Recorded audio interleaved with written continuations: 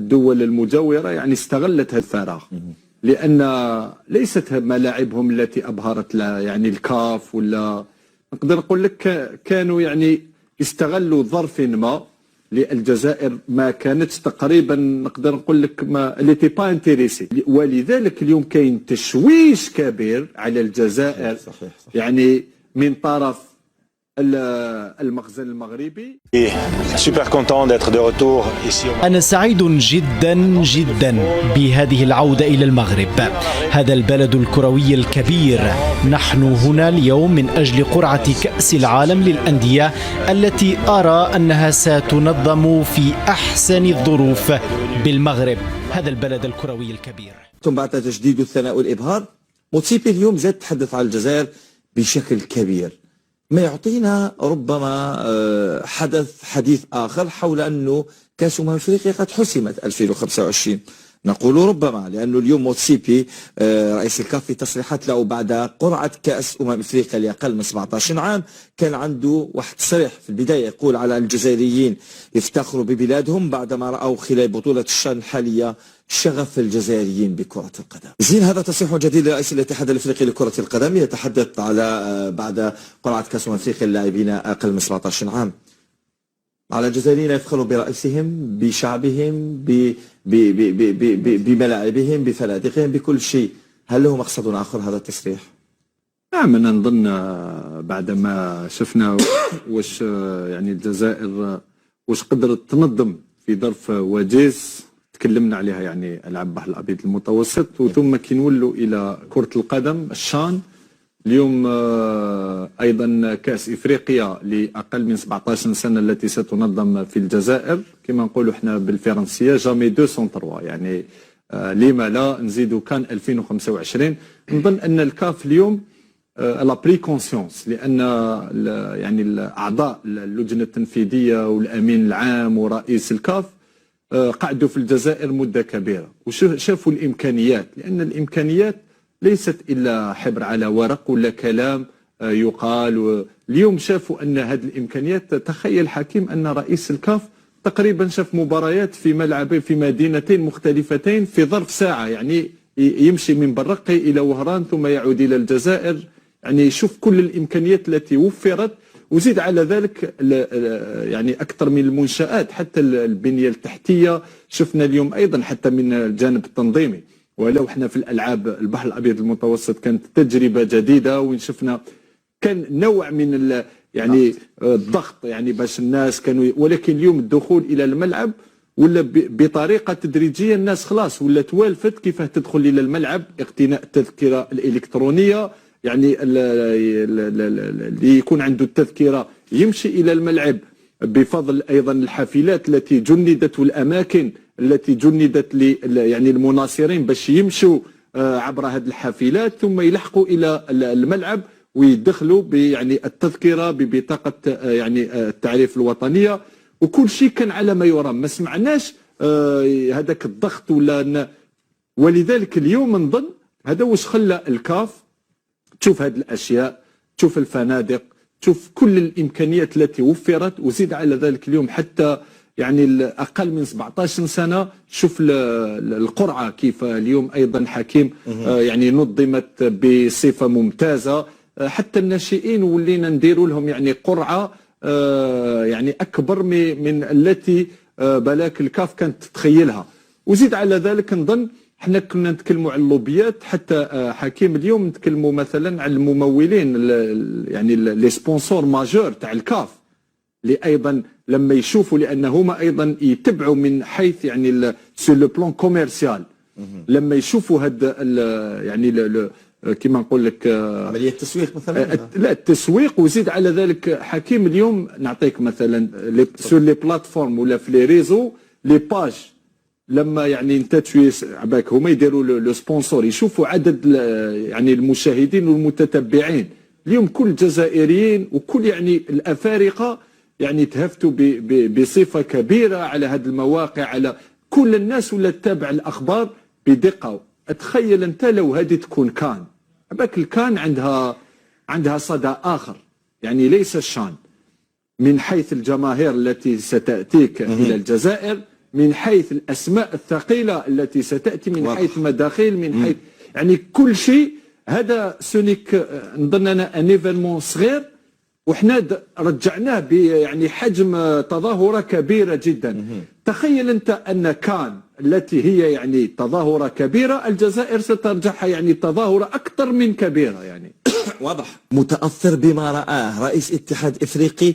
لم نرى رؤساء الاتحادات الإفريقية السابقة، لا الملغاشي، لا عيسى حياة ولا أحمد ولا كلهم كانوا ياخذوا اتجاه واحد. اتجاه إلا واحد. هذا ياخذ اتجاه وفق ما رآه، وفق ما ما رآه. شاهده، وفق ما عينه. حكيم، دائما نقول النجاح في كل الدورات في العالم منذ كان أصبحت المنافسات عالمية هو نجاح جماهيري. وما رأيناه في الشان، كلم زين قال لك هذه شانبرغ، صح عندك الحق، هذه شانبرغ. شوفوا ايش كاين بالشعب الجزائري، كيفاش كان شغوف واعطاه قيمة واعطاه صورة كبيرة للبلد. يعني الشعب الجزائري ماذا يريد؟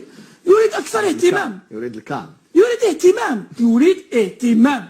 لما تهتم به يعطيك واش تحب. نحي القمة جاي يقول لك هاك راني معليش بديها روح ترتاح. نحب يكون مرتاح، جميل. يكون يعني يحس باللي هو بنادم في بلاده. فهمت واش بغيت نقول لك؟ انا عندي قيمه نسوق بلادي كيما لازم. اليوم لما تحدث موتسيبي ماذا قلنا النجاح الدوره هو النجاح الجماهيري المبهر. واش قال لك على الجزائريين ان يفتخروا بهذا الشعب. ولم ارى حفاوه استقبال مثل ما رأيته في الجزائر. الرجل لمن لا صال وجال مع ناديه صن داونز. التصريحات يعني كاع افريقيا تقريبا في العالم كاع بالك. التصريحات المتتاليه لرئيس الاتحاد الافريقي ولرؤساء الاتحادات الافريقيه الاخرى، وقبلهم اللاعبين والمدربين والكثير من الشخصيات المهمه الكرويه، من لها دلاله او لديها ربما شيء مستبق حول كاس افريقيا 2025؟ في قراءة بسيطة تاثير مثلا، في قراءة بسيطة هي الكلمة تأثير كبير، تأثر بما رأوه، وتأثير ورغبة في أن تكون كان 2025 في بلد كالجزائر. شئنا أم أبينا، هناك من كانت له الفرصة ليحتضن هذا الحفل الإفريقي المونديال الأفارقة واستغنى عنه بحجة لا يفهمها، لم نفهمها كلنا يعني كرياضيين وكمتتبعين في 2015، وذهبت إلى غينيا الاستوائية في ظروف صعبة جدا. طيب زين، رئيس الاتحاد يقول بأن الجزائر في الطريق الصحيح للفوز بشرف تنظيم كأس أفريقيا 2025. هل اجتمعت كل الظروف لنكون صحيح في الطريق الصحيح؟ نعم، أنا نظن تكلمناها عدة مرات في هذا البلاطو في هذا الشان، أن الدولة وفرت كل الإمكانيات، وهذه المرة نظن يعني بفضل يعني كل هذه الإمكانيات، وبفضل أيضا هذا الدعم الجماهيري الكبير اللي خلى اليوم يعني صورة الجزائر نقدر نقول لك الكاف ولات تشوف يعني أشياء أخرى. قبيل حكيم حاب نتدخل لما كان يتكلموا الزميلين.